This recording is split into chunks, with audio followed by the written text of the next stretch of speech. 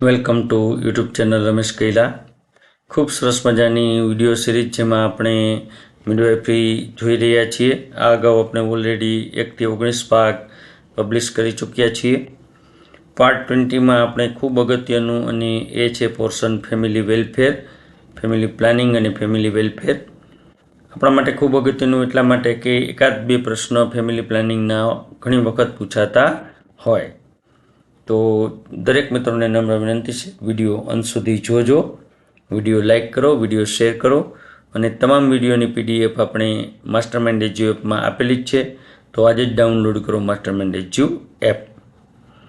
Family planning એટલે શું? તો કોઈ પણ પરણિત યુગલ છે એ બે બાળકો વચ્ચે યોજનાપૂર્વક અંતર રાખે, પ્રજનન ઉપર નિયંત્રણ મૂકે, કુટુંબના કદને મર્યાદિત રાખે, બિનજરૂરી બાળકોનો જન્મનો અટકાવ કરે અને સાથે સાથે જે બાળકો જન્મે છે એને બરાબર આરોગ્ય, ભરણપોષણ અને શિક્ષણ જેવી જરૂરિયાતો પૂરી પાડે. તો આવું આયોજનબદ્ધ જે પ્લાનિંગ હોય એને કહેવાય ફેમિલી પ્લાનિંગ. બરાબર.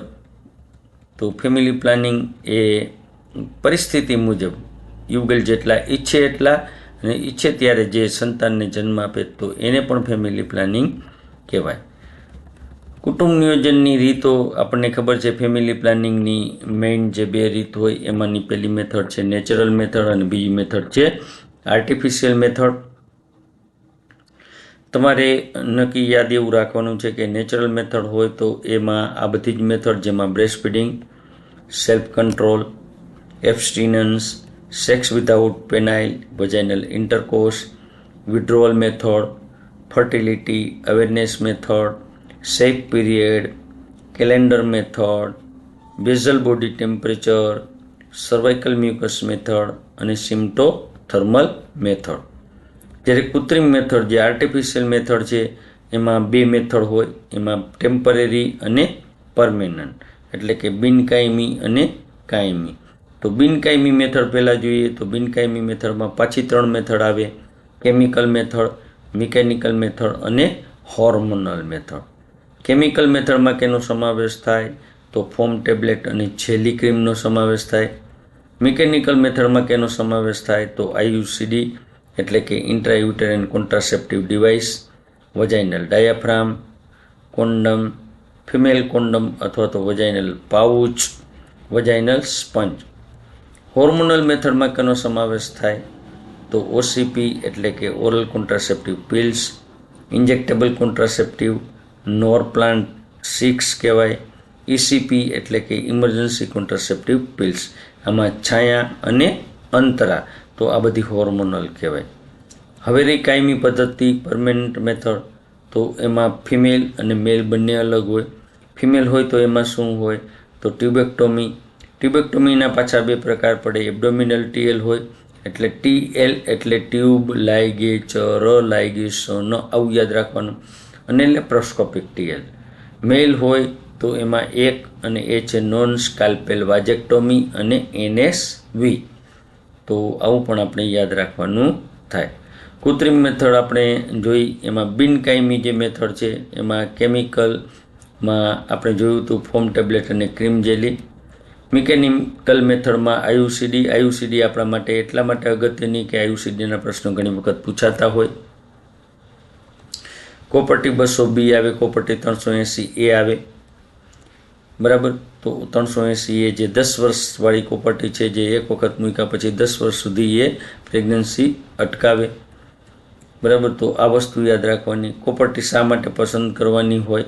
તો કેસ પસંદ કરતી વખતે શું ધ્યાન રાખવાનું? તો એક તો ખાસ એનું હિમોગ્લોબિન લેવલ 8 ગ્રામથી નીચે ન હોવું જોઈએ. યુટ્રસ વધારે મોટું કે વધારે નાનું ન હોવું જોઈએ. એક્ટોપિક પ્રેગ્નન્સીની હિસ્ટ્રી ન હોવી જોઈએ. સર્વાઇકલ કેન્સરની હિસ્ટ્રી ન હોવી જોઈએ. વજાઇનલ બ્લીડિંગ પહેલેથી થતું ન હોય અને નોર્મલ સાયકલ હોવી જોઈએ. બરાબર. તો અને નલીપારા મધરમાં ક્યારેય મુકાય નહીં.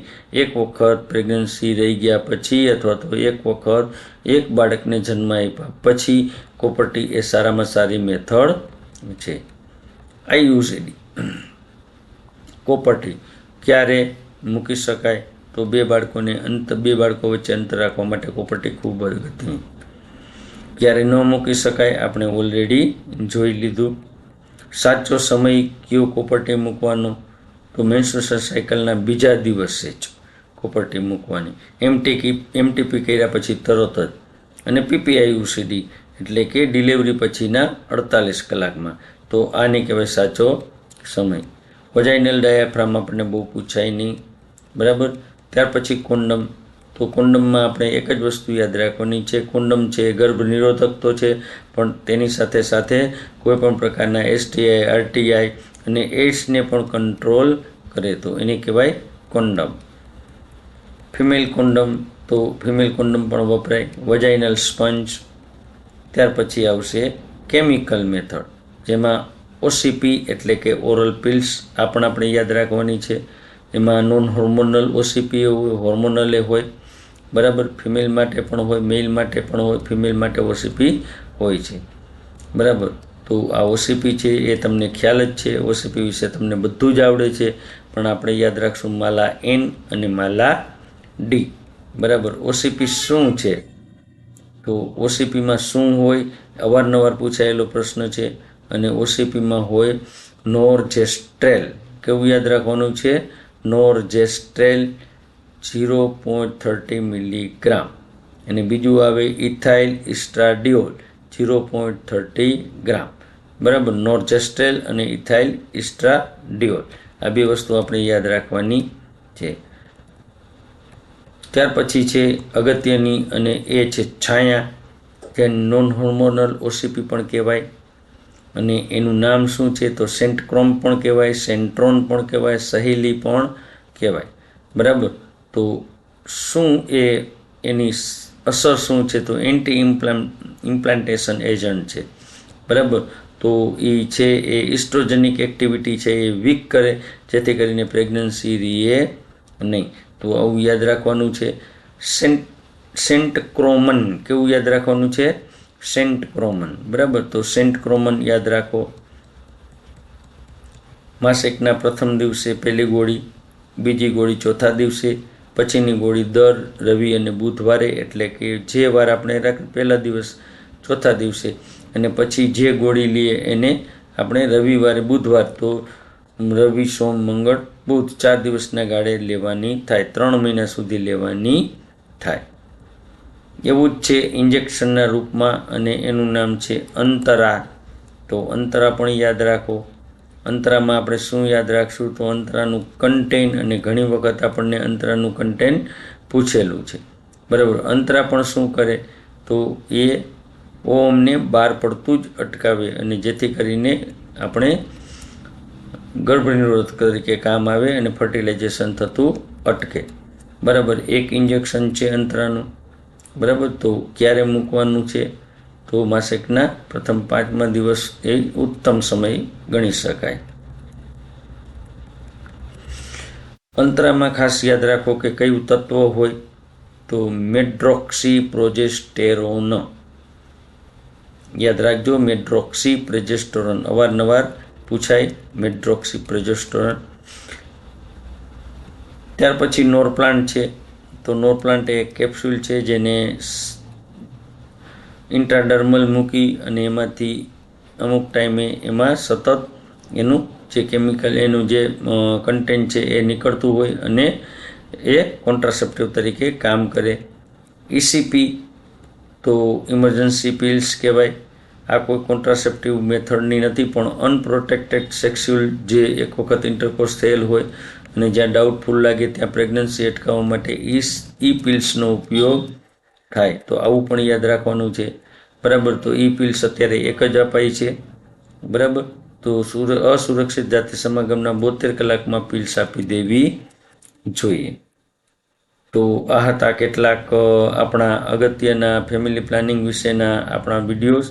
અને ત્યાર પછી આગળ આપણે જોશું કેટલીક કાયમી મેથડ, અને આ કાયમી મેથડમાં આપણે સાથે સાથે જોઈએ તો ટ્યુબલ લાઇગેચર એટલે કે એબ્ડોમિનલ ટીએલ અને લેપ્રોસ્કોપિક ટીએલ. મેલમાં હોય તો વાજેક્ટોમી. ટીએલ ક્યારે કરવાય? તો માસિક પૂરું થયાના 7મા દિવસે ટીએલ કરવું જોઈએ. આમ જો પ્રી મેન્સ્ટ્રુએશન ફેઝમાં કરવું હોય તો પ્રેગ્નન્સી ટેસ્ટ કરવો જોઈએ. MTP કર્યા પછી તરત TL કરી શકાય. બરાબર.